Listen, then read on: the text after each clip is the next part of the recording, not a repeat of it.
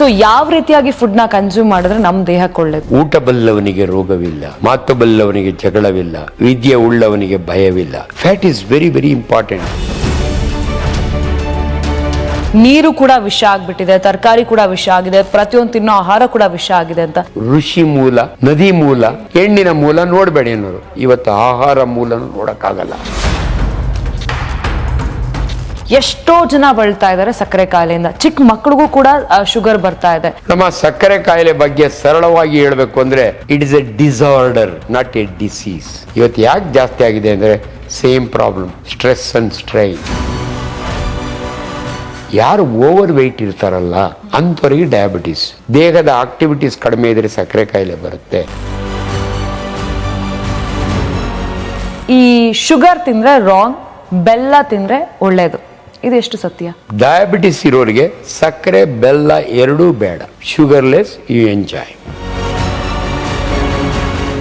Food ಏನಾದರೂ ತಗೊಬೇಕಾದ್ರೆ ಇದನ್ನೇ ತಗೊಬೇಕು, ಅದನ್ನೇ ತಗೊಬೇಕು, ಇದನ್ನ ತಿನ್ನಬಾರ್ದು, ಅದನ್ನ ತಿನ್ನಬಾರ್ದು ಅಂತ. ಸೊ ಯಾವ ರೀತಿಯಾಗಿ ಫುಡ್ನ ಕನ್ಸ್ಯೂಮ್ ಮಾಡಿದ್ರೆ ನಮ್ಮ ದೇಹಕ್ಕೆ ಒಳ್ಳೇದು? ಅಂದರೆ ವೆಜ್ ನಾನ್ ವೆಜ್ ಎರಡರಲ್ಲೂ ಕೂಡ. ಹಿರಿಯರು ಬಹಳ ಬುದ್ಧಿವಂತರು. ಎಷ್ಟು ಚೆನ್ನಾಗಿ ಹೇಳಿದ್ದಾರೆ ಅಂದರೆ, ಊಟ ಬಲ್ಲವನಿಗೆ ರೋಗವಿಲ್ಲ, ಮಾತು ಬಲ್ಲವನಿಗೆ ಜಗಳವಿಲ್ಲ, ವಿದ್ಯೆ ಉಳ್ಳವನಿಗೆ ಭಯವಿಲ್ಲ. ಇದು ಭಾಳ ಇಂಪಾರ್ಟೆಂಟ್. ಅಷ್ಟು ಚೆನ್ನಾಗಿ ಹೇಳಿದ್ದಾರೆ. ಊಟ ಹೆಂಗೆ ತಿನ್ನಬೇಕು, ಯಾವುದು ತಿನ್ನಬೇಕು, ತುಂಬ ಒಳ್ಳೆ ಕ್ವಶನ್ ಕೇಳಿದ್ದೀರಿ ನೀವು. ನೋಡಿ, ನಾವು ಊಟ ಅಂದರೆ ನನ್ನ ಭಾಷೆಯಲ್ಲಿ ಕಾರ್ಬೋಹೈಡ್ರೇಟ್ಸ್, ಪ್ರೋಟೀನ್ಸ್, ಫ್ಯಾಟ್ಸ್ ಎರಡು, ಇವು ಎಲ್ರಿಗೂ ಗೊತ್ತು. ಬೆಳಗ್ಗೆ 2 ಇಡ್ಲಿ ತಿಂತಾರೆ, ಕಾರ್ಬೋಹೈಡ್ರೇಟ್ ಅದು. ಚಪಾತಿ ತಿಂತಾರೆ, ರಾಗಿ ಮುದ್ದೆ ಉಣ್ತಾರೆ. ಇದು ದಿನನಿತ್ಯ ಮನುಷ್ಯ ಅವನು ಓಡಾಡಬೇಕಾದ್ರೆ, ಕೆಲಸ ಮಾಡಬೇಕಾದ್ರೆ ಅವನಿಗೆ ಬೇಕಾದ ಎನರ್ಜಿ ಇದು ಕೊಡುತ್ತೆ. ಎರಡನೇದು ಪ್ರೋಟೀನ್ಸ್. ಯಂಗ್ ಫೆಲೋ, ಚೆನ್ನಾಗಿ ಕಾಣಬೇಕು, ಶಾರುಖ್ ಖಾನ್ ಥರ 6 ಪ್ಯಾಕ್ಸ್ ಬೇಕು. Proteins important. ಕೋಳಿ ತಿನ್ನು, ಕೋಳಿ ಮೊಟ್ಟೆ ತಿನ್ನು, ನಾನ್ ವೆಜಿಟೇರಿಯನ್ ಆದರೆ ಬೀನ್ಸ್ ತಿನ್ನು, ಇದು ಪ್ರೋಟೀನ್ಸ್. ಮೂರನೇದು ಫ್ಯಾಟ್. ಫ್ಯಾಟ್ ಎಷ್ಟು ಇಂಪಾರ್ಟೆಂಟ್ ಅಂದರೆ ನಿಮ್ಗೆ ಹೇಳ್ತೀನಿ. ನಮ್ಮ ಇಡೀ ದೇಹದಲ್ಲಿ ಇನ್ಸುಲೇಷನ್, ನಮ್ಮ ಚರ್ಮದ ಕೆಳಗಡೆ ಸ್ಕಿನ್ ಇರುತ್ತೆ, ಪ್ರತಿ ಆರ್ಗನ್ಗೂ ಫ್ಯಾಟ್ ಕವರ್ ಮಾಡುತ್ತೆ. ಲಿವರ್ಗೆ fat is very very important. ಅದಕ್ಕೆ ನೀವು ಎಣ್ಣೆ ಬೇಕೇ ಬೇಕು, ಎಣ್ಣೆ ಒಳಗೆ ಫ್ಯಾಟ್ ಇರುತ್ತೆ. ತುಪ್ಪ ಬೇಕೇ ಬೇಕು, ಕೊಬ್ಬರಿ ಬೇಕೇ ಬೇಕು. ತಿನ್ನಿ, ಲಿಮಿಟ್ನ ತಿನ್ನಿ. ಈ ಎರಡು ಜನಗಳಿಗೆ ಗೊತ್ತಿಲ್ಲ. ನಾನು ನಿಮಗೆ ನಿಮ್ಮ ಮುಖಾಂತರ ಹೇಳ್ತಾ ಇದ್ದೀನಿ, ದಯವಿಟ್ಟು ಜನಗಳು ಇನ್ನೆರಡು ಆಹಾರ ಅಂದರೆ, ಒಂದು ಫೈಬರ್. ನಿಮ್ಮ ಆಹಾರದಲ್ಲಿ ಫೈಬರ್ ಅಂದರೆ ಏನು ಡಾಕ್ಟ್ರೆ ಅಂದರೆ, ನೀವು ತಿಂದ ಆಹಾರದಲ್ಲಿ ಜೀರ್ಣ ಆಗದಿರ ಮುಂದಕ್ಕೆ ಹೋಗುತ್ತಲ್ಲ. ಇವತ್ತು ಚೇಪೆ ಹಣ್ಣು ತಿಂತೀರಿ, ಚೇಪೆಕಾಯಿ ತಿಂತೀರಿ, ಚೇಪೆ ಬೀಜ ಇದೆಯಲ್ಲ, ಇಟ್ಸ್ ಎ ಫೈಬರ್. ಅದು ಕರಗಲ್ಲ, ಹಂಗೆ ಪಾಸ್ ಆಗುತ್ತೆ. ಸೊಪ್ಪು ತರಕಾರಿಗಳು ತಿಂತಿರಲ್ಲ, ದಪ್ಪಕ್ಕಿ ಅನ್ನ ತಿಂತಿರಲ್ಲ, ಅನ್ಪಾಲಿಷ್ಡ್ ರೈಸು. ಪಾಲಿಷ್ಡ್ ರೈಸ್ನಾಗ ಏನೂ ಇರಲ್ಲ, ಎಲ್ಲ ಕರ್ಗೋಗುತ್ತೆ. ರಾಗಿ ಮುದ್ದೆ ಒಳಗೆ ಫೈಬರ್ ಇರುತ್ತೆ. ಎಲ್ಲಿ ಫೈಬರ್ ಇರುತ್ತಲ್ಲ, that is A good food. ನೀವು ಫೈಬರ್ ಜಾಸ್ತಿ ತಗೋಬೇಕು. ಅದನ್ನೇ ಸಿರಿಧಾನ್ಯಗಳು ತಿನ್ನಿ ಅಂತ ಆ ಖಾದರ್ ಸಾಹೇಬ್ರು ಯಾವಾಗಲೂ ಹೇಳ್ತಿರೋದು. ಸೊ ಸಿರಿಧಾನ್ಯಗಳು ಇಂಪಾರ್ಟೆಂಟು. ಲಾಸ್ಟ್ಗೆ ಒಂದಿದೆ, ಜನ ಎಲ್ಲ ಮರ್ತು ಹೋಗ್ತಾರೆ, ಅದನ್ನು ನಾನು ಕುಡ್ದೇ ತೋರಿಸ್ತೀನಿ ನಿನಗೆ. ಮನುಷ್ಯನಿಗೆ ವಾಟರ್ ಈಸ್ ಫುಡ್. ದಯವಿಟ್ಟು ತಿನ್ಕೊಳ್ಳಿ. ಈಚೀಚೆಗೆ ತುಂಬ ಜನ ನಿಮಗೆ ಕನ್ಫ್ಯೂಸ್ ಮಾಡ್ತಾರೆ. ಊಟದ ಮಧ್ಯೆ ನೀರು ಕುಡಿಬೇಡ, ಊಟ ಆದಮೇಲೆ 45 ನಿಮಿಷ ಆದಮೇಲೆ ನೀರು ಕುಡಿಬೇಡ. ಇದೆಲ್ಲ ತಪ್ಪು ತಿಳುವಳಿಕೆಗಳು. Water is food. ಒಬ್ಬ ಮನುಷ್ಯ ಒಂದು ದಿನಕ್ಕೆ 2.5ರಿಂದ 3 ಲೀಟ್ರು ನೀರು ಕುಡಿ, 12 ಗ್ಲಾಸ್ ನೀರು ಕುಡಿಬೇಕು. ನೀರನ್ನು ಯಾವಾಗ ಅವಕಾಶ ಸಿಗದಾಗೂ ಕುಡಿಬೋದು. ಯಾಕಂದರೆ ಅರಿವು ಭಾಳ ಮುಖ್ಯ. ನೀರು ಯಾಕೆ ಹೇಳಿದೆ ಅಂದ್ರಮ್ಮ, 70% of our body water. And ನಿಮ್ಗೆ ಆಶ್ಚರ್ಯ ಆಗುತ್ತೆ, ಇದು ಜನಸಾಮಾನ್ಯರಿಗೆ ಅರ್ಥ ಆಗಲಿ. ಯಾಕೆ ನೀರು ಕುಡಿಬೇಕು ಅಂದರೆ, ನಮ್ಮ ದೇಹದಲ್ಲಿ ಒಂದು ದಿನಕ್ಕೆ 8 ಲೀಟ್ರು ಉತ್ಪತ್ತಿ ಆಗುತ್ತೆ. ಜಲ ಬಂದಂಗೆ ಬರುತ್ತೆ. ಎಲ್ಲಿ ಬರುತ್ತೆ ಡಾಕ್ಟ್ರೆ? ನಮ್ಮ ಬಾಯಿಯಲ್ಲಿ. ನೋಡಿ, ಪೆರೋಟಿಡ್ ಸಬ್ಮ್ಯಾಂಡಿಬುಲರ್, ಸಬ್ಲಿಂಗ್ವಲ್ 6 ಸಲೈವರಿ ಗ್ಲ್ಯಾಂಡ್ ಇದ್ದಾವಲ್ಲ, ಒಂದು ದಿನಕ್ಕೆ 900 ml ಬಾಯಿಯೊಳಗೆ ಜೊಲ್ಲು ಬರುತ್ತೆ. ಈ ಜೊಲ್ಲು ಎಷ್ಟು ಇಂಪಾರ್ಟೆಂಟ್ ಅಂದರೆ, ನಿಮ್ಮ ಬಾಯಿ ಒಣಗಬಾರ್ದು, ವಾಸನೆ ಬರುತ್ತೆ ಬಾಯಿ. ಅದಕ್ಕೋಸ್ಕರಾಗಿ ಅದು ಸಲೈವ ಬರ್ತಾನೆ ಇರುತ್ತೆ. ನೀವು ಸಕ್ಕರೆ ಬಾಯಿಗೆ ಹಾಕ್ಕೊಂಡ್ರೆ ಹಂಗೆ ಕರ್ಗೋಗುತ್ತೆ. ಅದು ಕರ್ಗೋಗಲ್ಲ, ಎನ್ಸೈಮ್ ಇರುತ್ತೆ, ಬೇಗ ಡಿಸಾಲ್ವ್ ಮಾಡುತ್ತೆ. So 900 ml. ಹಂಗೆ ನೀವು ಕೆಳಕ್ಕೆ ಹೋದರೆ ನಿಮ್ಮ ಲಿವರ್ನಿಂದ ಒಂದು ದಿನಕ್ಕೆ ಬೈಲ್, ಪಿತ್ತ 900 ml. ನೀವು ಈ ಬೈಲ್ ಎಷ್ಟು ಇಂಪಾರ್ಟೆಂಟ್ ಅಂದರೆ, ಗುಲಾಬ್ ಜಾಮೂನ್ ನೀವು ತಿಂದಿದ್ದೀರ ಅಂದರೆ ಕರಗಿಸೋಳಕ್ಕೆ ಇದು ಬೇಕು. ಅದಾದಮೇಲೆ ನಿಮ್ಮ ಜಠರದೆಯಿಂದ ಪ್ಯಾಂಕ್ರಿಯಾಸ್ ಇದೆ, 150 ಗ್ರಾಮ್ ಪ್ಯಾಂಕ್ರಿಯಾಸು. ಆದರೆ 700 ml ಪ್ಯಾಂಕ್ರಿಯಾಟಿಕ್ ಜ್ಯೂಸ್ ಬರುತ್ತೆ. ಇವೆರಡೂ ಜ್ಯೂಸ್ ವೆರಿ ಇಂಪಾರ್ಟೆಂಟ್. ಇವಿಲ್ದಿರ ಇದಾಗಲ್ಲ. ನಿಮ್ಮ ಜಠರದಲ್ಲಿ ಒಂದು ದಿನಕ್ಕೆ 700ರಿಂದ 900 ml ಆ್ಯಸಿಡ್, ಹೈಡ್ರೋಕ್ಲೋರಿಕ್ ಆ್ಯಸಿಡ್ ಉತ್ಪತ್ತಿ ಆಗುತ್ತೆ. ಅದರ 99% ನೀರೇ. ಮ್ಯೂಕಸ್ ಅಂತ ಇರುತ್ತೆ, ಅದು 800 ml ಇರ್ತದೆ. ಅದಾದ ನಂತರ ಕರಳು ಅಂತೀವಿ ನಾವು. ಅದರಲ್ಲಿ ಒಂದು ದಿನಕ್ಕೆ 4 ಲೀಟ್ರ್ ಫ್ಲೂಯಿಡ್ ಉತ್ಪತ್ತಿ ಆಗುತ್ತೆ. ಅದನ್ನು ನಾವು ಸಕ್ಕಸ್ ಎಂಟರಿಕಸ್ ಅಂತೀವಿ ಈ ಫ್ಲೂಯಿಡ್. ಸೊ ನಮ್ಮ ದೇಹದಲ್ಲಿ ಒಂದು ದಿನಕ್ಕೆ 8 ಲೀಟ್ರ್ ಲಿಕ್ವಿಡ್ ಉತ್ಪತ್ತಿ ಆಗುತ್ತೆ. ಅದು ಉತ್ಪತ್ತಿ ಆಗಬೇಕು ಅಂದರೆ ಇದು ರಾ ಮೆಟೀರಿಯಲ್ ಬೇಕು. ನೀವು ನೀರೇ ಕುಡಿದಿದ್ರೆ ಇದು ಕಷ್ಟ ಆಗುತ್ತೆ, ಕಷ್ಟಪಡ್ತದೆ ದೇಹವನ್ನು ಯಾವತ್ತೂ ಕೂಡ ಭಾಳ ಚೆನ್ನಾಗಿ ನೋಡ್ಕೊಳ್ಳೋದು. ಅದಕ್ಕೆ ದೇಹವೇ ದೇಗುಲ ಅನ್ನೋದು. ಯಾವ ಮನುಷ್ಯ ತನ್ನ ದೇಹವನ್ನು ಚೆನ್ನಾಗಿ ನೋಡ್ಕೋತಾನಲ್ಲ, ಅವನು ಯಾವ ದೇವ್ರಿಗೂ ಕೈ ಮುಗಿಯೋದು ಬೇಡ. ಇದೇ ದೇವರು. ಇದು ಭಾಳ ಇಂಪಾರ್ಟೆಂಟು. ಜನಗಳು ಎಲ್ಲೆಲ್ಲ ಹೋಗಿ ಇಲ್ಲಿಂದ ತಿರುಪತಿ ನಡ್ಕೊಂಡು ಹೋಗ್ತಾರಂತೆ, ಇಲ್ಲಿಂದ ಧರ್ಮಸ್ಥಳಕ್ಕೆ ಏನೂ ಬೇಕಿಲ್ಲ, ಮನೆಗೆ ಕೂತ್ಕೊಂಡು ನೆಟ್ಟು ಉಣ್ಕೊಂಡು ಇಲ್ಲೇ ದೇವ್ರಿಗೆ ಕೈ ಮುಗಿದ್ರೆ ಅವನ ಆರೋಗ್ಯ ಇನ್ನೂ ಚೆನ್ನಾಗಿರುತ್ತೆ. ಆಫ್ಕೋರ್ಸ್ ವಾಕಿಂಗ್ ಈಸ್ ಇಂಪಾರ್ಟೆಂಟ್, ನಾನು ಅದ್ರ ಬಗ್ಗೆ ಟಾಪಿಕ್ಗೆ ಬಂದಿಲ್ಲ. ಬಟ್ ಮನುಷ್ಯ ಅನ್ನೆಸೆಸರಿ ದೇಹವನ್ನು ದಂಡಿಸಬಾರ್ದು. ಈ should not strain is body. ಎಷ್ಟು ಬೇಕೋ ಅಷ್ಟೇ ಮಾಡಬೇಕು. ಅದು ವೆರಿ ವೆರಿ ಇಂಪಾರ್ಟೆಂಟ್. ಎಸ್, ಇವಾಗ ನಾವು ಫುಡ್ ಬಗ್ಗೆ ಮತ್ತೆ ನೀರಿನ ಬಗ್ಗೆ ಮಾತನಾಡಬೇಕಿದ್ರೆ ಇತ್ತೀಚಿನ ಸುದ್ದಿ ಇದು, ನೀರು ಕೂಡ ವಿಷ ಆಗಿಬಿಟ್ಟಿದೆ, ತರಕಾರಿ ಕೂಡ ವಿಷ ಆಗಿದೆ, ಪ್ರತಿಯೊಂದು ತಿನ್ನೋ ಆಹಾರ ಕೂಡ ವಿಷ ಆಗಿದೆ ಅಂತ. ಹೇಗೆ ಡಾಕ್ಟರ್ ಇದು ಸತ್ಯ? ಇದು ಬಹಳ ಇಂಪಾರ್ಟೆಂಟ್ ಕ್ವಶನ್ನು. ಮೊನ್ನೆ 3 ಮಾಧ್ಯಮದಲ್ಲಿ ಇದನ್ನು ಮಾಡಿದ್ದೀನಿ. ಈ ಸ್ಪ್ರೇ ಇರುತ್ತಲ್ಲ, ಇನ್ಸೆಕ್ಟಿಸೈಡ್ಸು, ಅದರಿಂದ ಲೆಡ್ಡು. ನಾನು ಯಾಕೆ ಇದ್ರ ಬಗ್ಗೆ ತುಂಬ ಕಾಳಜಿ ಅಂದರೆ, ಇದನ್ನು ನೋಡಿದಾಗೆ ನನ್ನೂರಿನ ಜನ ಖುಷಿ ಪಡ್ತಾರೆ. ನನ್ನ ಅರ್ಕಾವತಿ ನದಿ ನಂದಿ ಬೆಟ್ಟದಲ್ಲಿ ಹುಟ್ಟಿ ನನ್ನ ಊರಿನ ಮೇಲೆ ನಾಗರಬಾವಿ ಕೆರೆ ಅಂತ ಇದೆ ದೊಡ್ಡಬಳ್ಳಾಪುರ, ನಮ್ಮ ಮಜಿರಾ ಹೊಸರಳ್ಳಿ ಅಂತ ಇದೆ ಅದ್ರ ಕೆರೆ, ಚಿಕ್ಕ ತುಮಕೂರು ಕೆರೆ, ನನ್ನೂರು ಕೆರೆ, ಕಾಕೋಳು, ಹೆಸರುಘಟ್ಟ, ಅಲ್ಟಿಮೇಟ್ಲಿ ಕಾವೇರಿ ಜಾಯಿನ್ ಆಗುತ್ತೆ. ಇವತ್ತು ಅರ್ಕಾವತಿ ನದಿ ಕಲುಷಿತ ನೀರಿನ ಹೋರಾಟದ ಅಧ್ಯಕ್ಷ ಇದ್ದೀನಿ ನಾನು. ನಮ್ಮೂರಿಗೆ ಹೋಗ್ತೀನಿ, ಸ್ಟ್ರೈಕ್ ಮಾಡೋರ ಜೊತೆಯಲ್ಲಿ ಕೂತ್ಕೋತೀನಿ. ಕಲುಷಿತ ನೀರು ಸರ್ಕಾರದ ಜವಾಬ್ದಾರಿಯನ್ನು ಮಧ್ಯೆ ಬಾಶೆಟ್ಟಹಳ್ಳಿ ಇಂಡಸ್ಟ್ರಿಯಲ್ ಟೌನ್ ಇದೆ, ದೊಡ್ಡಬಳ್ಳಾಪುರಕ್ಕೂ ಬೆಂಗಳೂರಿಗೂ ಮಧ್ಯೆ. ಹೆಂಗೆ ಅವರು ನೀರು ಸಂಸ್ಕರಣೆ ಮಾಡ್ದಿರ ನಮ್ಮ ಕೆರೆಗೆ ಬಿಟ್ಟು, ನಮ್ಮ ಕೆರೆ ಮೀನುಗಳೆಲ್ಲ ಸತ್ತೋಗಿದ್ದಾವೆ. ಕೆರೆ ನೀರನ್ನ ನಾವು ಚಿಕ್ಕ ಹುಡುಗರಾಗಿದ್ದಾಗ ಕೆರೆ ನೀರು ಕುಡಿಯೋದು ನಾವು, ಇವತ್ತು ದನಗಳು ಕುಡಿಯೋಕ್ಕಾಗಲ್ಲ. ಸೊ ಇವತ್ತು ಯಾವ ಪರಿಸ್ಥಿತಿ ಇದೆ ಅಂದರೆ, ಮೊನ್ನೆ ಸ್ಯಾಂಪಲ್ ತೊಗೊಂಡಿದ್ದಾರೆ, ಟೊಮೊಟೊ ಹಣ್ಣು, ಚೇಪೆ ಹಣ್ಣು ಎಲ್ಲ ಕೋಲಾರ, ಹೊಸಕೋಟೆ ಎಲ್ಲೆಲ್ಲಿ ಬೆಳೀತಾರಲ್ಲ ಅದರಲ್ಲಿ ಸ್ಟಡಿ ಮಾಡಿದ್ದಾರೆ. ಕಲುಷಿತ ಆಗಿರುವಂಥ ಆಹಾರಗಳು. ಸೊ ಲೆಡ್ ಇದೆ, ನೀವು ಸ್ಪ್ರೇ ಮಾಡ್ತಾರಲ್ಲ, ಇಟ್ಸ್ ಎ ಪಾಯ್ಸನ್. ಅದ್ರ ಫಾರ್ಮುಲಾ ಎಲ್ಲ ಇದೆ, ನನಗೆ ಏಕ್ದಮ್ ಹೇಳೋಕ್ಕಾಗಲ್ಲ. ದಯವಿಟ್ಟು ಇವತ್ತು ನೀವೇನಾದರೂ ಮಾರ್ಕೆಟ್ನಿಂದ ಸೊಪ್ಪು ತರಕಾರಿ ತಂದರೆ ಅದನ್ನು ಹೆಂಗೆ ತೊಳಿಬೇಕು, ಹೆಂಗೆ ಬೇಯಿಸ್ಬೇಕು ಅನ್ನೋದನ್ನು ಫಸ್ಟ್ ಕಲ್ತ್ಕೋಬೇಕು. ನನಗಾಗೋ ಆಶ್ಚರ್ಯ ಏನಂದರೆ, ಈ ಲೆಡ್ಡು ಹಣ್ಣು ನೋಡೋಕ್ಕೆ ಹೆಂಗೆ ಹೋಗುತ್ತೆ ಅಂತ ನನಗೆ ಗೊತ್ತಿಲ್ಲ. ಅದನ್ನು ಹೇಳಿದ್ದಾರೆ, ನೀವು ಹೆಂಗೆ ತೊಳೆದ್ರೂ ಕೂಡ ನಿಮ್ಮ ದೇಹದೊಳಕ್ಕೆ ಅದಕ್ಕೆ ಇವತ್ತು ತುಂಬ ಜನ ಕೇಳುವ ಪ್ರಶ್ನೆ, ಏನು ರೀ ಡಾಕ್ಟ್ರೆ, ನೀವು MBBS ಹೋದಾಗ ಇಷ್ಟು ಕ್ಯಾನ್ಸರ್ ಇರಲಿಲ್ಲ, ಇವತ್ತು ಇಷ್ಟೊಂದು ಕ್ಯಾನ್ಸರ್ಗಳು ಯಾಕಾಗಿದ್ದಾವೆ ಅಂದರೆ, ಅದಕ್ಕೆ ಕಾರಣ ಸಾಮಾಜಿಕ ಬೇಜವಾಬ್ದಾರಿ. ಸರ್ಕಾರ ಜವಾಬ್ದಾರಿ ತೊಗೊಳ್ತಾ ಇಲ್ಲ, ಇಂಡಸ್ಟ್ರಿಯೊಳಗೆ ಏನು ಪನಿಷ್ಮೆಂಟ್ ಕೊಡ್ತಾ ಇಲ್ಲ. ಅವರು ಸಂಸ್ಕರಣೆ ಮಾಡಿದ ನೀರನ್ನು ಕೆರೆಗೆ ಬಿಡಬೇಕು, ಹಂಗೆ ಬಿಡ್ತಾ ಇದ್ದಾರೆ. ಇವೆಲ್ಲದರಿಂದ ಕೂಡ ಈ ರೀತಿ ಆಗ್ತಾ ಇದೆ. ಅದು ನೀವು ಹೇಳಿದ್ದು ಇವತ್ತು ಏನಾಗಿದೆ ಗೊತ್ತಮ್ಮ, ನಮ್ಮ ಮೊದಲ ಕಾಲದಲ್ಲಿ ಹೇಳೋರು ಋಷಿ ಮೂಲ, ನದಿ ಮೂಲ, ಹೆಣ್ಣಿನ ಮೂಲ ನೋಡಬೇಡಿ ಅನ್ನೋರು. ಇವತ್ತು ಆಹಾರ ಮೂಲನೂ ನೋಡೋಕ್ಕಾಗಲ್ಲ. ನೋಡಿದರೆ ಭಯ ಆಗುತ್ತೆ. ಅಂಥವನ್ನೆಲ್ಲ ಕೆಂಗೇರಿ ಮೋರಿ ಗಲೀಜು ನೀರನ್ನ ಬೆಳೆದಿರೋ ತರಕಿನ ಇವತ್ತು ನಮ್ಮ ಮನೆ ತಂದು ತಿಂತೀವಿ.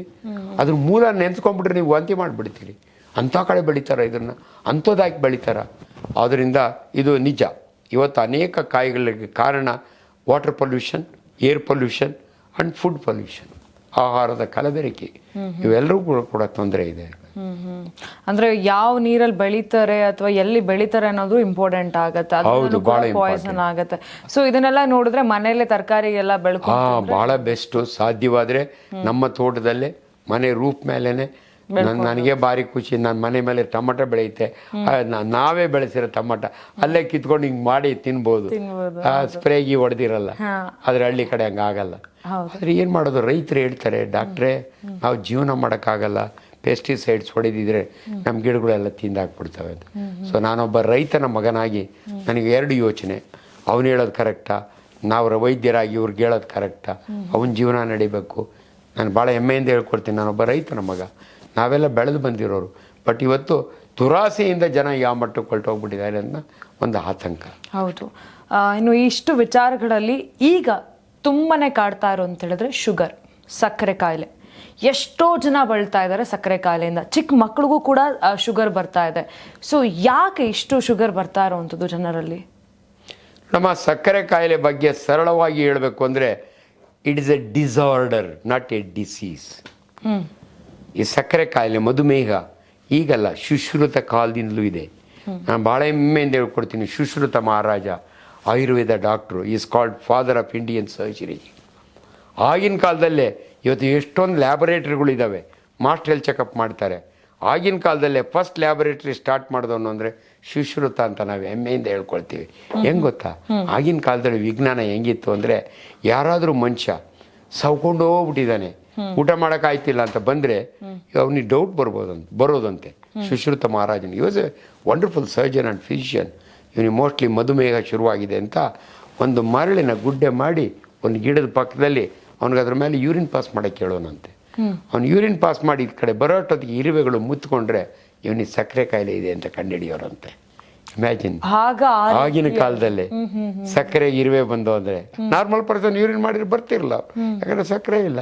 ಅಂಥ ಕಾಲದಲ್ಲಿ ಕಂಡಿಡಿದಂಥ ಮಧುಮೇಹ ಇವತ್ತು ಯಾಕೆ ಜಾಸ್ತಿ ಆಗಿದೆ ಅಂದರೆ same problem, stress and strain. ನೋಡಿಮ್ಮ, ಸಕ್ಕರೆ ಕಾಯಿಲೆ 2 ವೆರೈಟಿ. ಒಂದು ಟೈಪ್ 1, ಟೈಪ್ 2.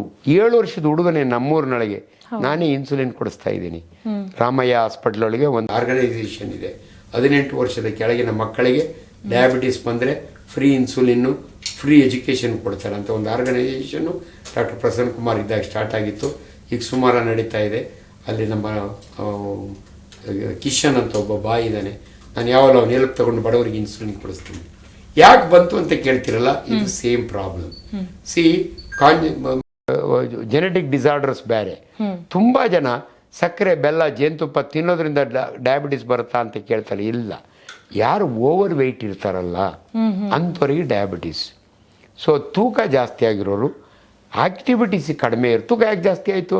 ಯಾವಾಗಲೂ ಕೂತ್ಕೊಂಡು ಮೊಬೈಲ್ನ ಇಟ್ಕೊಂಡು ರಿಮೋಟ್ ಇಟ್ಕೊಂಡು ಟಿ ವಿ ನೋಡ್ತಾರಲ್ಲ, ಇಂಥವ್ರಿಗೆ ಸಕ್ಕರೆ ಕಾಯಿಲೆ ಬರುತ್ತೆ. ದೇಹದ ಆಕ್ಟಿವಿಟೀಸ್ ಕಡಿಮೆ ಇದ್ರೆ ಸಕ್ಕರೆ ಕಾಯಿಲೆ ಬರುತ್ತೆ. ಇದು ಯಾಕೆ ಅಂದರೆ ನೋಡಿಮ್ಮ, ದೇಹದಲ್ಲಿ ಅನೇಕ ಹಾರ್ಮೋನ್ಸ್ ಇದ್ದಾವೆ. ಥೈರಾಯ್ಡ್ ಇದೆ, ಅಡ್ರೆನಲಿನ್ ಇದೆ, ಅದೇ ಥರ ಇನ್ಸುಲಿನ್ ಇದೆ.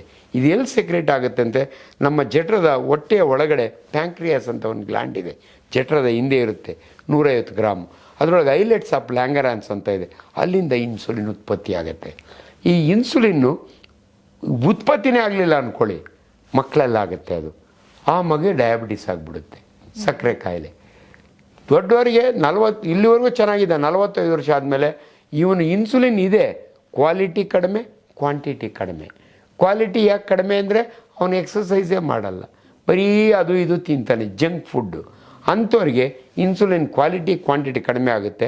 ಆವಾಗ ನೋಡಿ, ಶುಗರ್ ನಮ್ಮ ರಕ್ತದಲ್ಲಿ ಹರಿತಾ ಇರುತ್ತಲ್ಲ, ಅದು ಸೆಲ್ಗಳೊಳಗೆ ಮೊದಲೊಳಗೆ ಹೋಗ್ಬೇಕಾದ್ರೆ ಇನ್ಸುಲಿನ್ನು ಅದನ್ನು ಪುಷ್ ಮಾಡಬೇಕು.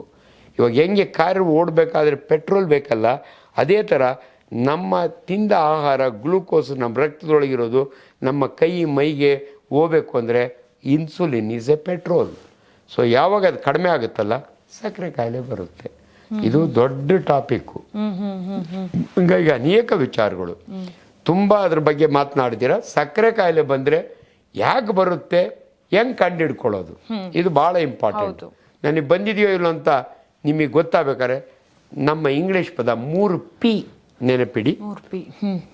ಪಾಲಿಡಿಪ್ಸಿಯಾ. ಪಾಲಿ ಅಂದರೆ ಜಾಸ್ತಿ, ನೀರು ಕುಡಿಯೋದು, ಪದೇ ಪದೇ ನೀರು ಕುಡಿತಿರ್ತಾರಲ್ಲ, ಭಯಾರ್ಥನೇ ಇರುತ್ತಲ್ಲ, ಅವ್ರಿಗೆ ಸಕ್ಕರೆ ಕಾಯಿಲೆ ಶುರುವಾಗಿದೆ.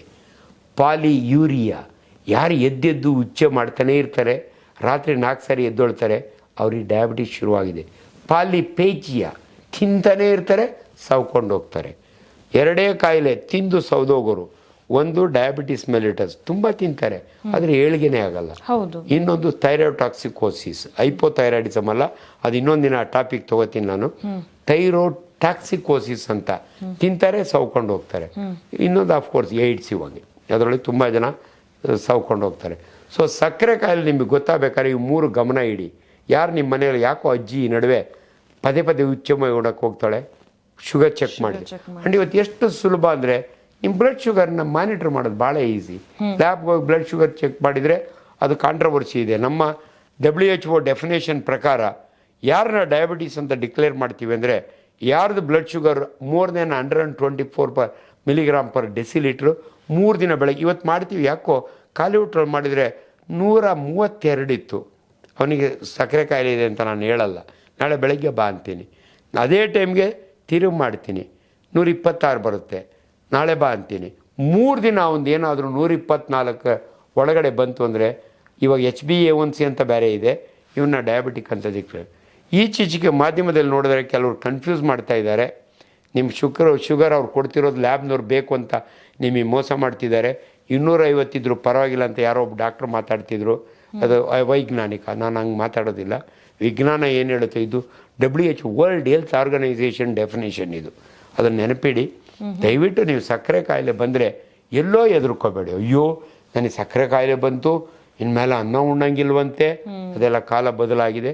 ನಾನು ಭಾಳ ಸರಳವಾಗಿ ಹೇಳ್ತೀನಿ ಸಕ್ಕರೆ ಕಾಯಿಲೆ ಇರೋರಿಗೆ, ದಯವಿಟ್ಟು 4 ಟೀ ನೆನಪಿಡಿ ಅಂತ. ನಾನು ಒಂದು ಪಬ್ಲಿಕ್ ಟಾಕ್ನಾಗ ಟಾಕ್ ಕೊಟ್ಟೆ, ಎಲ್ರಿಗೂ ಗಾಬರಿ, ಏನು ಡಾಕ್ಟ್ರೆ 4 ಟೀ ಕುಡಿಬೇಕಾ? ಅಲ್ಲಮ್ಮ, 4 ಟೀ ಅಂದರೆ ತಟ್ಟೆ ತುಂಬ ತರಕಾರಿ ತಿನ್ನಿ. 4 ಟೀ ಆಗಲಿಲ್ಲ, ಎಷ್ಟು ಈಸಿ ರೀ. ಎದುರುಕೊಳ್ಳೇಬೇಡಿ. ಇಷ್ಟಪ್ಪ ಮುದ್ದೆ ಇದ್ರೆ ಇಷ್ಟು ಸೊಪ್ಪು ತರಕಾರಿ, ಇಷ್ಟು ಅನ್ನ ಇದ್ರೆ ಅನ್ನ ತಿನ್ನಬಾರ್ದು ಅಂತ ಎಲ್ಲೂ ಇಲ್ಲಮ್ಮ. ಸಕ್ಕರೆ ಬೆಲ್ಲ ಜೇನುತುಪ್ಪ ಅವಾಯ್ಡ್ ಮಾಡಿ ಅಂತೀವಿ. ಉಗಾದಿ ಹಬ್ಬ ಬರ್ತಾ ಇದೆ, ಮನೆ ಮಕ್ಕಳೆಲ್ಲ ಒಬ್ಬಟ್ಟು ತಿಂತಾರೆ, ನಿಮಗೂ ಆಸೆ ಆಗುತ್ತೆ. ಅವ್ರಿಗೆ ಖುಷಿಯಿಂದ ಹೇಳ್ತೀನಿ, ಒಬ್ಬ ವೈದ್ಯನಾಗಿ ನನ್ನ ಮಾತು, ಅಮ್ಮ ಒಂದು ಒಬ್ಬಟ್ಟನ್ನ ತುಪ್ಪ ಹಾಕ್ಕೊಂಡು ಖುಷಿಯಿಂದ ತಿನ್ನು. 2ನೇದು ಬೇಕಾ ತಿನ್ನು, ಇಷ್ಟು ಕೋಸಂಬರಿ ತಿನ್ನು. ಕೋಸಂಬರಿಯಲ್ಲಿ ಶುಗರ್ ಕಡಿಮೆ, ಒಬ್ಬಟ್ಟಿನಲ್ಲಿ ಶುಗರ್ ಇದೆ. ಚಿತ್ರಾನ್ನ, ಪಾಯಸ, ಪಕೋಡ ಎಲ್ಲ ಮೊಮ್ಮಕ್ಕಳಿಗೆ ಕೊಟ್ಟುಬಿಡು. ನಿನಗೆ ಒಬ್ಬಟ್ಟು ತಿಂದು ಖುಷಿನೂ ಆಯಿತು, ನಿನ್ನ ಶುಗರ್ ಲೆವೆಲ್ ಮೇಲೆ ಹೋಗಲಿಲ್ಲ. ಇದು ನಾನು ಗ್ಲೈಸೆಮಿಕ್ ಕಂಟ್ರೋಲ್ ಅಂತೀವಿ ನಾವು. ಇವೆಲ್ಲ ವೆರಿ ಇಂಪಾರ್ಟೆಂಟು. ಸಕ್ಕರೆ ಕಾಯಿಲೆ ಇನ್ನೊಂದಿನ ಯಾವಾಗ ಮಾತಾಡೋಣ. It's A very important topic. ಯಾಕೆ ಸಕ್ಕರೆ ಕಾಯಿಲೆ ಒಳಗೆ ಗ್ಯಾಂಗ್ರೀನ್ ಆಗುತ್ತೆ, ಯಾಕೆ ಸಕ್ಕರೆ ಕಾಯಿಲೆ ಒಳಗೆ ಹಾರ್ಟ್ ಅಟ್ಯಾಕ್ ಆಗುತ್ತೆ, ಯಾಕೆ ಕಣ್ಣು ಕಳ್ಕೊತಾರೆ, ಇವೆಲ್ಲವರ ಬಗ್ಗೆ ಇನ್ನೊಂದಿನ ವಿವರವಾಗಿ ನಿಮ್ಗೆ ಹೇಳ್ತೀನಿ. ಸೊ ಅದರಿಂದ ಸಕ್ಕರೆ ಕಾಯಿಲೆ ಡಯಾಬಿಟಿಸ್ ಮೆಲಿಟಸ್ಸು ಇವತ್ತು ತುಂಬ ಜನ ಕನ್ಫ್ಯೂಸ್ ಮಾಡ್ತಾ ಇದ್ದಾರೆ.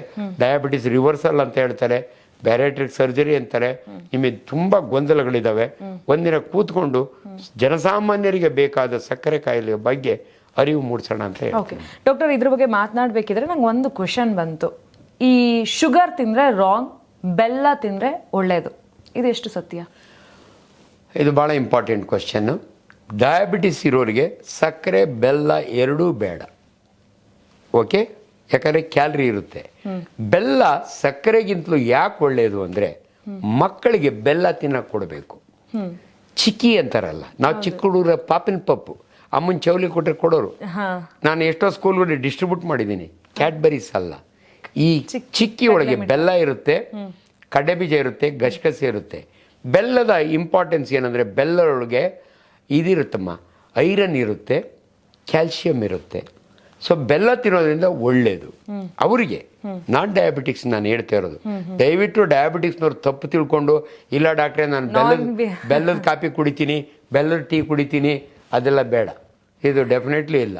ಆಮೇಲೆ ಕೊನೆಯದಾಗಿ ನೀವು ಬೆಲ್ಲ ಜ್ಞಾಪಿಸಿದಕ್ಕೆ ಒಂದು ಮಾತು ಹೇಳ್ತೀನಿ.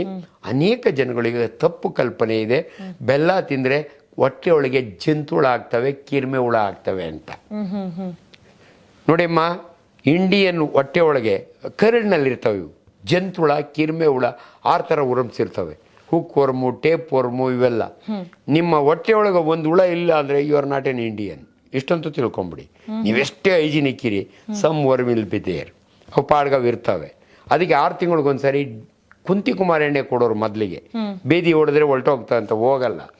ಈಗ ನಾವು ಆಲ್ಬೆಂಡಜೋಲ್ ಅಂತ ಮಾತ್ರೆ ಕೊಡ್ತೀವಿ, ಅದನ್ನು ತಿಂದರೆ ಜಂತುಹುಳ ಪ್ಯಾರಲೈಸ್ ಆಗಿ ಮೋಷನ್ ಆಗಿ ಈಚೆಗೆ ಬರುತ್ತೆ. ಬಟ್ ಬೆಲ್ಲ ತಿನ್ನೋದ್ರಿಂದ ಬರುತ್ತಾ? ಇದು ಕ್ಲಾರಿಫಿಕೇಶನ್. 100% ಇಲ್ಲ. ಬಟ್ ಬೆಲ್ಲ ತಿಂದರೆ ಬರುತ್ತಲ್ಲ ಡಾಕ್ಟ್ರೆ? ಬರುತ್ತೆ. ಯಾಕೆ ಬರುತ್ತೆ ಗೊತ್ತಮ್ಮ? ಅದಕ್ಕೆ ಕಾರಣ ಬೆಲ್ಲ ಅಲ್ಲ. ನೀವು ಅಂಗಡಿಗಳಿಗೆ ಹೋಗಿ, ದೊಡ್ಡಬಳ್ಳಾಪುರ ಅಥವಾ ಎನಿ ಟೌನ್ಗೆ ಹೋಗಿ ಬೆಲ್ಲ ಇಟ್ಟಿರ್ತಾರೆ, ನೊಣ ಮುತ್ಕೊಂಡಿರ್ತವೆ, ನೀವು ನೋಡಿರ್ತೀರಿ. ಈ ನೊಣ ಬೆಲ್ಲದ ಮೇಲೂ ಕೂತ್ಕೊಳ್ಳುತ್ತೆ. ಅಲ್ಲೇ ಮಕ್ಕಳು ಕಕ್ಕಸ್ ಮಾಡಿರ್ತಾರೆ, ಹಳ್ಳಿ ಕಡೆ ಅಲ್ಲಿ ಇಲ್ಲಿ ಮಾಡಿರ್ತಾರೆ. ಈ ಹುಳದ ಜಂತುಹುಳ, ಕಿರಿಮೆ ಹುಳದ ಮೊಟ್ಟೆ ಕಕ್ಕಸ್ನಲ್ಲಿರುತ್ತೆ. ಈ ನೊಣ ಅಲ್ಲಿ ಕೂತ್ಕೋತದಲ್ಲ, ಝುಯ್ ಅಂತ ಬಂದು ಬೆಲ್ಲದ ಮೇಲೆ ಕೂತ್ಕೊಳ್ಳುತ್ತೆ. ಅಲ್ಲಿರುವ ಮೊಟ್ಟೆ ಇಲ್ಲಿ ಬಂದು ಕೂತ್ಕೊಳ್ಳುತ್ತೆ. ಅಂಡ್ ಬೆಲ್ಲನ ಯಾರು ತೊಳೆದು ತಿನ್ನಲ್ಲ. ಬೆಲ್ಲ ಅಂದ್ರೆ ಕವ್ರ್ಕೊಂಡು ತಿಂತಾರೆ. ಅದ್ರಲ್ಲಿ ತಿನ್ನೋದ್ರ ಬದಲು ಅದರೊಳಗಿರೋ ಮೊಟ್ಟೆನ ಇದೆಲ್ಲ ಹೇಳಿದ್ರೆ ತಿನ್ನಬೇಕೋ ಬೇಡ ಅನಿಸುತ್ತೆ. ಅದಕ್ಕೆ ಹಳ್ಳಿ ಕಡೆ ಹೇಳ್ತೀವಿ, ದಯವಿಟ್ಟು ನಿಮ್ಮ ಬೆಲ್ಲದ ಉಂಡೆಗಳನ್ನ ಜೋಪಾನವಾಗಿಡಿ, ಮಕ್ಕಳು ಬಂದು ತಿಂತವೆ. ಇಲ್ಲದ್ರೆ ಕ್ಲೀನ್. ಇವತ್ತು ಭಾಳ ಇಂಪಾರ್ಟೆಂಟು, ಎಲ್ಲೋದ್ರೂ ಕೂಡ ಟಾಯ್ಲೆಟ್ಸ್ ಕಟ್ಟಿದಾರಲ್ಲ, ಅದೊಂದು ದೊಡ್ಡ ಯೋಜನೆ, ಅದು ವಂಡರ್ಫುಲ್ ಯೋಜನೆ. ಮಕ್ಕಳು ಎಲ್ಲಂದ್ರಲ್ಲೇ ಡಿಫಿಕೇಟ್ ಮಾಡಬಾರ್ದು. ಬೆಲ್ಲ ಸ್ವೀಟ್ಗಳ್ನ ದಯವಿಟ್ಟು ಎಕ್ಸ್ಪೋಸ್ ಮಾಡಿ ಇಡಬೇಡಿ. ಅದರೊಳಗೇನು ಬೇಸಿಗೆ ಬರ್ತಾ ಇದೆ, ನೊಣಗಳು ಅದ್ರ ಮೇಲೆ ಕೂತ್ಕೊಂಡ್ರೆ ಜಂತುಳ ಬರುತ್ತೆ.